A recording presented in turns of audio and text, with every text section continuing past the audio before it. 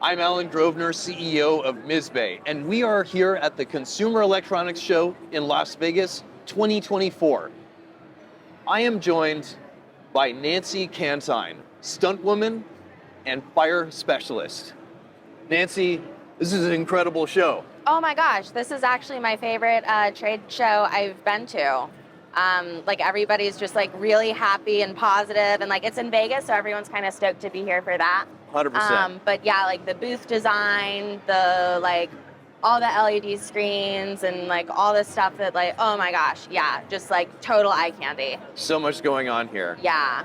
And physical storytelling Yes. is your passion, and there are so many dimensions to your career in physical storytelling. Yeah, physical storytelling is the through line, I think, because I started in ballet, went into classical ballet, went into contemporary ballet, started doing commercial dance on cruise ships, did a music video, fell in love with film, realized I wanted to make action movies, pursued that, realized stunt people make action movies, and just that's kind of been the through line in all of those performing aspects, and yeah, just what I'm most passionate about. And you got into fire.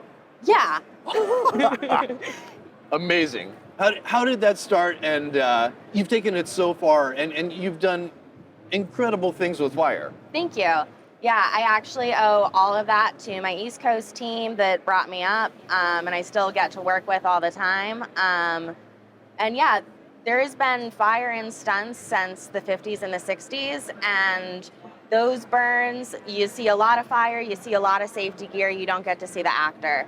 And kind of how you see in other industries and other art forms, as the gear, as the technology, as the practitioners get better and have more repetitions and make it safer, we're getting to a place in an aesthetic where we can see the person on fire, we can see a big fire, and yeah, that's just really beautiful to me, especially as a woman in the stunt industry, because a lot of those jobs, because they were so covered, used to always go to men.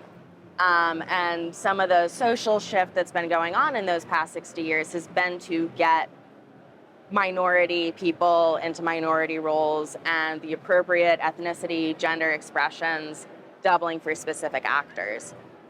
So part of that aesthetic and seeing the performer more, it's actually been amazing. I've never been asked to hire an inappropriate double for a burn, just because the aesthetic is you can see the person, you can see the skin, and that lets me come into conversations with a producer from an immediately creative place, right? Because I don't have to be well, we should do this for diversity. It's we're doing diversity because it's fucking obvious, and now let's make something beautiful with the absolute best performers we can find.